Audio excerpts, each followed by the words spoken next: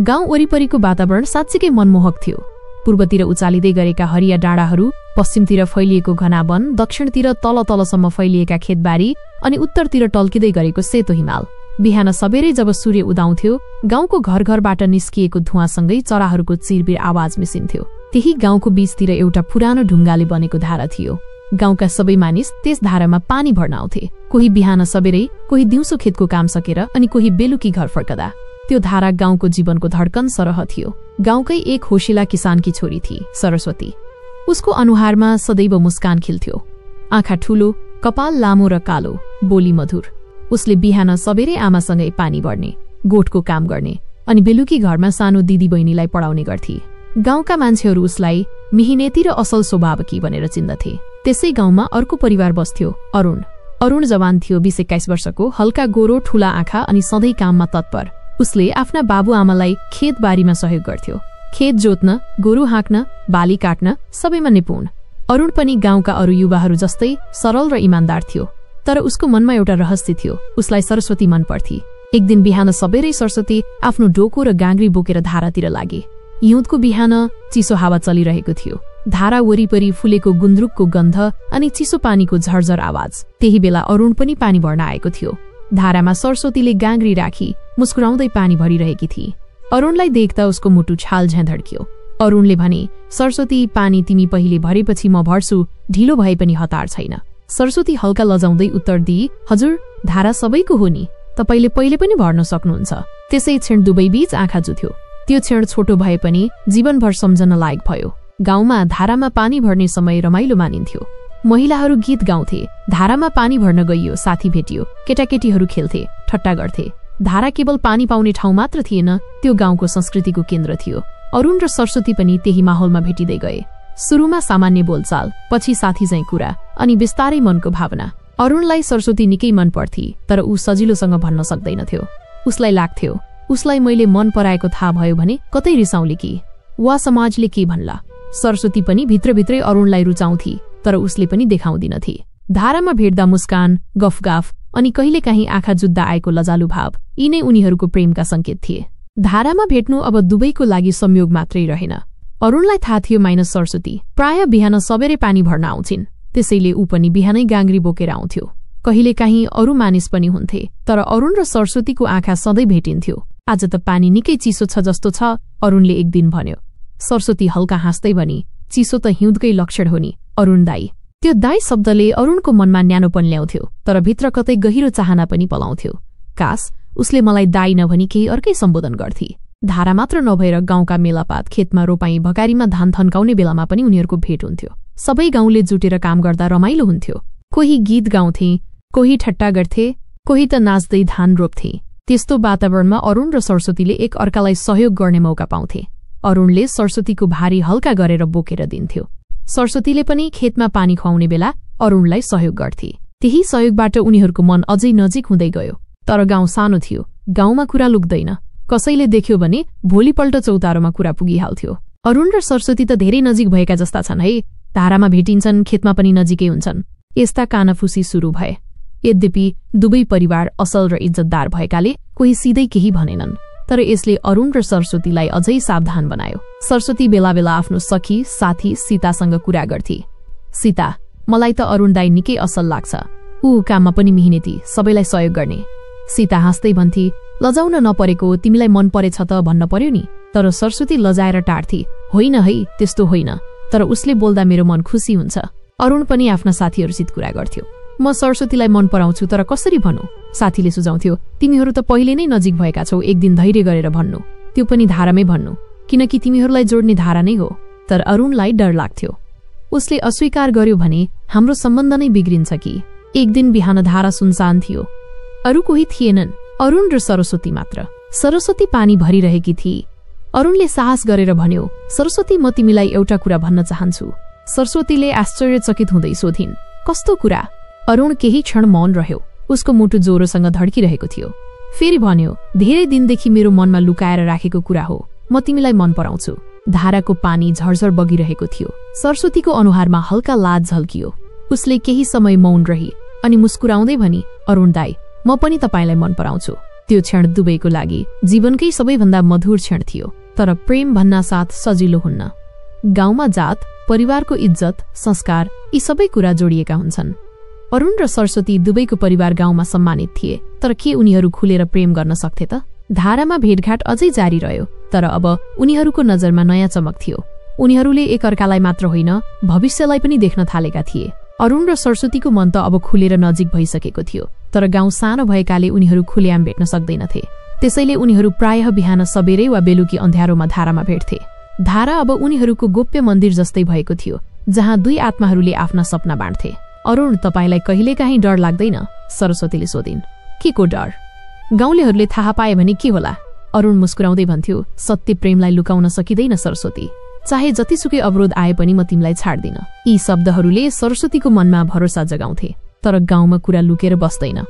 धेरै दिनदेखि उनीहरूको नजिकपन गाउँलेको आँखाबाट छुटेन। एक दिन चौतारामा केही बुढापाका गफ गरिरहेका थिए। अरुण र सरस्वती त प्रायः धारामा भेटिन्छन् रे। यस्तै उमेरमा त यस्तो हुन्छ नि, तर परिवारले हेर्नुपर्ने बेला आएको छ। यो कुरा बिस्तारै गाउँमा फैलियो, तर अझैसम्म कसैले उनीहरूको परिवारलाई सिधै भनेन। सरस्वतीकी आमा एक दिन छोरीलाई सोध्छिन्, छोरी, तिमी प्रायः धारामा धेरै बेर बस्छौ रे, के को कुरा गर्छौ त्यहाँ? सरस्वती लजाउँदै भनी, आमा, त्यहाँ गाउँका दिदी बहिनीहरू हुन्छन्, गफ गर्छौं। आमाले धेरै कुरा त थाहा पाइन्, तर मनमा सानो शंका बनिरह्यो। उता अरुणको बाबु पनि उसलाई बेला बेला सम्झाउँथे, छोरा, अहिले काम गर्ने बेला हो, प्रेम सिनेमाको कुरा नगर, परिवारको इज्जत बचाउनु पर्छ। अरुण बाहिर केही भन्दैनथ्यो, तर मनभित्र सरस्वतीलाई जीवनसाथी बनाउन पक्का भइसकेको थियो। गाउँमा धान काट्ने समय आयो। सबै गाउँले खेतमा जुटे। अरुण र सरस्वती पनि आफ्ना परिवारसँगै काममा गए। खेतमा महिलाहरू धानको माला गीत गाउँदै धान काटिरहेका थिए। त्यही बीचमा अरुणले मौका पायो।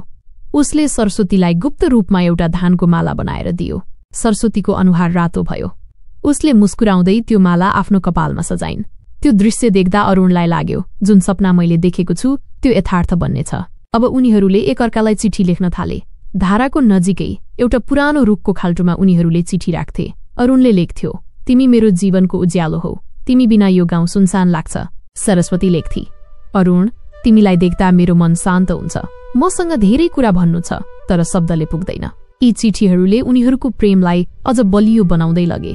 तर हरेक प्रेम कथामा जस्तै बाधा पनि आउँछ। गाउँका केही मानिसहरूले यस विषयलाई नकारात्मक रूपमा लिन थाले। यिनीहरू त लुकीचोरी प्रेम गर्छन्, भोलि समस्या आउँछ, परिवारले नबुझे के गर्ने? यी कानाफुसीले कथा गहिरिँदै जान लागेको संकेत दिन थालेको थियो। एक दिन सरस्वतीको बाबु गाउँको अर्को गाउँतिर गए। त्यहाँका एउटा इज्जतदार परिवारले सरस्वतीलाई आफ्ना छोरासँग विवाह गरिदिन प्रस्ताव राखे। तपाईकी छोरी असल छ, मेहनती छ, हाम्रो छोरा पढाइमा पनि राम्रो छ, हामी विवाहको कुरा अगाडि बढाउन चाहन्छौं।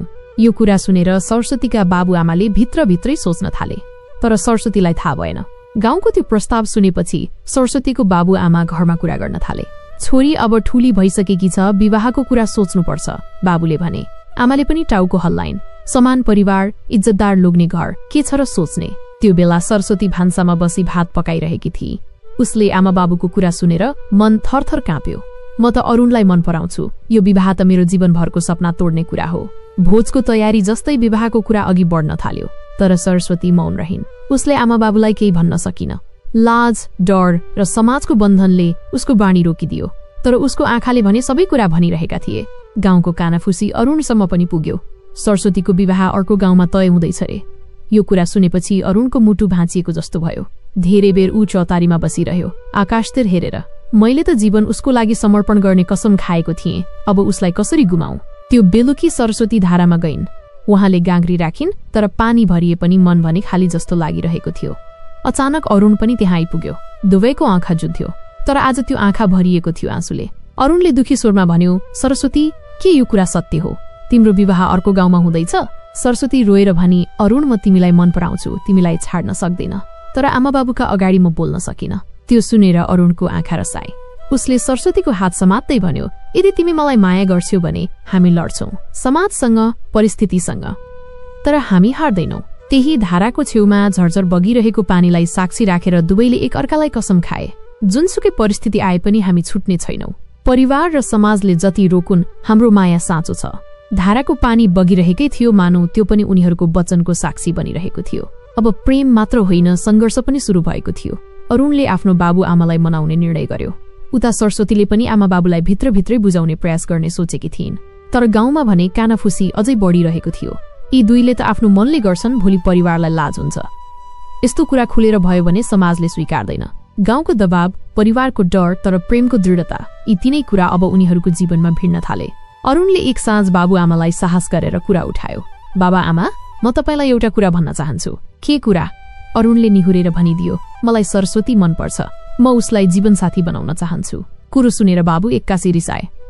के भनेको? तिमी सानोतिनो कुरा सोच्दैनौ? गाउँभरि कुरा हुने भयो भने हाम्रो इज्जत के हुन्छ? आमा अलिक नरम भएर भनिन्, छोरा, प्रेम गर्नु गलत होइन, तर यस्तो कुरा समाजले सजिलै स्वीकार्दैन। परिवार बीच पनि विचार मिल्नुपर्छ। अरुणले आँखा झुकाउँदै जवाफ दियो, आमा, हाम्रो प्रेम साँचो हो, म उसको बिना बाँच्न सक्दिन। उता सरस्वतीको घरमा विवाहको कुरा बलियो हुँदै गइरहेको थियो। आमाले छोरीलाई बोलाइन्। छोरी, अब त तिमी ठूली भइस्, हामीले तिम्रो विवाहको कुरा मिलाएका छौं। त्यो परिवार धनी पनि छ, इज्जतदार पनि। तिमी खुसी हुनुपर्छ। सरस्वतीको आँखाबाट आँसु बग्यो। उसले भन्न खोजी, आमा, म अरुणलाई मन पराउँछु, तर बोली निस्केन। भित्रभित्रै ऊ चिच्याउन चाहन्थे, म मेरो जीवनलाई अरूसँग बाँध्न सक्दिन। तर संस्कार र डरले उसको मुख बन्द रह्यो। धारामा अर्को भेटमा सरस्वती रोइरहेकी थिए। गाङ्ग्री पानीले भरिएको थियो, तर उसको मन खाली थियो। अरुणले उसको आँसु पुछिदियो, सरस्वती, आँसु नझार, म वाचा गर्छु तिमीलाई कसैसँग बिहे हुन दिन्न। सरस्वतीले काप्ने स्वरमा भनिन्। तर अरुण आमाबाबुको कुरा नमान्ने हिम्मत मलाई छैन। अरुणले उसको हात मजबुतसँग समात्यो। तिमी मात्र होइन, म पनि लड्नेछु। समाज जस्तो भए पनि हाम्रो प्रेम साँचो छ। त्यो क्षण धाराको पानीले झन् जोरसँग बगिरहेको थियो। मानौ उनीहरूको पीडा सुनेर प्रकृतिले पनि कराएको हो। गाउँमा अब कुरा लुकाउनै नसकिने भयो। केही बुढापाकाहरू सरस्वतीका बाबुसँग भेट्न आए। तपाईकी छोरीको कुरा त सबैले सुनेका छन्। यस्तो कुरा खुलेर भयो भने तपाईको परिवारको मानहानि हुन्छ। यो कुरा सुनेपछि सरस्वतीका बाबु झन् कठोर भए। अब छोरीको विवाह चाँडै गर्नेछौं। ढिलो गरे अझै समस्या आउँछ। अरुणले यो सबै सुनेर मनभित्र प्रतिज्ञा गर्यो, हामीले प्रेमलाई लुकाएर राख्न सक्दैनौ। म खुलेर सबैलाई भन्छु, सरस्वती मेरो जीवन हो। तर उसलाई थाहा थियो यो निर्णय सजिलो हुने छैन। समाज, परिवार अनि सरस्वतीकै आँसु सबैलाई उसले सामना गर्नुपर्नेछ। गाउँमा कुरा तुफान झै फैलिसकेको थियो।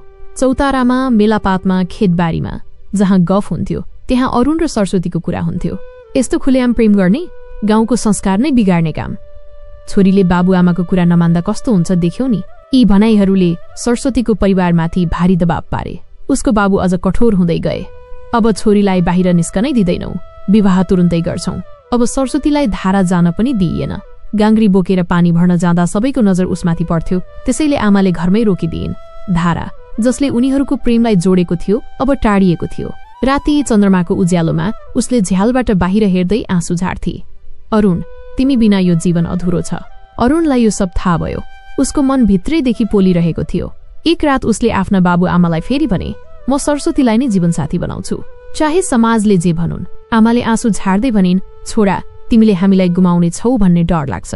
अरुणले नम्र स्वरमा जवाफ दियो, आमा, म तपाईलाई कहिल्यै छाड्दिन, तर म सरस्वतीलाई पनि छाड्न सक्दिन। अन्ततः एक साँझ अरुणले सरस्वतीलाई भेट्ने उपाय निकाल्यो। धाराको छेउमा जहाँ उनीहरूले पहिला वाचा गरेका थिए, उसले सन्देश पठायो। राति अन्ध्यारोमा सरस्वती चुपचाप आइन्। दुवै एकअर्कालाई देखेर भावुक भए। सरस्वती, अब समय आएको छ। या त हामी परिवारलाई मनाउँछौं वा हामी यो गाउँ छाड्छौं। सरस्वती काँप्दै भनी, अरुण, गाउँ छाड्न मलाई डर लाग्छ, तर यदि तिमी मेरो साथमा छौ भने म जुनसुकै बाटो हिँड्न सक्छु। भोलिपल्ट अरुणले साहस गरेर गाउँको सबै बुढापाकालाई बोलायो। चौतारामा सबै जम्मा भए। अरुणले उठेर भन्यो, हजुरहरू, म साँचो कुरा लुकाउन चाहन्न। म सरस्वतीलाई माया गर्छु। हामी विवाह गर्न चाहन्छौं। यो प्रेम कुनै खेल होइन, हाम्रो जीवनको निर्णय हो। कृपया हाम्रो प्रेमलाई स्वीकार दिनुहोस्। गाउँ शान्त भयो। सबै एक आपसमा हेरे। कसैले रिसाए, कसैले सहानुभूति देखाए। सरस्वतीका बाबु सुरुमा कठोर थिए, यो सम्भव छैन, तर गाउँका केही बुढापाकाहरूले सम्झाए, दुई साँचो प्रेम गर्ने मनलाई छुट्याउनु पाप हो। हामी संस्कारको कुरा गर्छौं, तर माया त भगवानकै उपहार हो। बिस्तारै उनको बाबुको मन पनि पगियो। आमाले त पहिले नै चुपचाप छोरीको मन बुझिसकेकी थिइन्। केही दिनपछि गाउँमै अरुण र सरस्वतीको सानो विवाह भयो। धाराको छेउमा जसले उनीहरूको प्रेमलाई जन्म दिएको थियो, सबै गाउँले भेला भए। गीत गाइयो, ढोल बजाइयो, गाउँ रमाइलो भयो। अरुणले सरस्वतीको हात समात्दै भन्यो, यस धाराले हाम्रो प्रेमलाई जन्म दियो अनि आज यसै धाराले हाम्रो जीवनलाई जोडिदियो। सरस्वती मुस्कुराउँदै आँसु झारिन्। त्यो आँसु अब दुःखको होइन, खुसीको थियो। धारा अझै झरझर बगिरहेकै थियो। जस्तै अरुण र सरस्वतीको प्रेम पनि अविरल बगिरह्यो। गाउँलेहरूलाई पनि यो प्रेम कथाले एउटा शिक्षा दियो।